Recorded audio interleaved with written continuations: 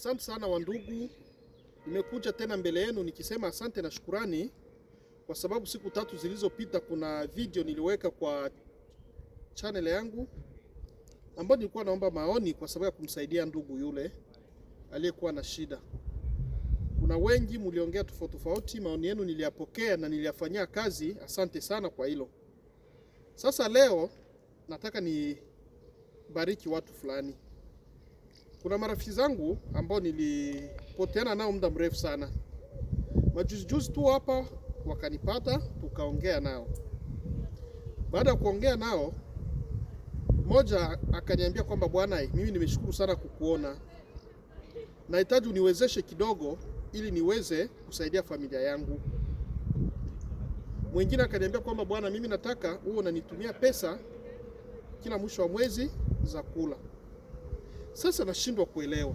Huyu mmoja ameniambia kwamba nimsaidie kiasi cha pesa kidogo aweze kufanya biashara ili ziweze kumsaidia yeye na familia yake. Na huyu mwingine amesema nimwezeshe ama kila mwisho wa mwezi niwe namtumia pesa za kula yeye na familia yake. Kwa watu wawili, na sina uwezo wa kusaidia wote wawili kwa mkupuo. Kati hao wawili nani naweza anza kumsaidia? Nataka nipokee maoni yenu.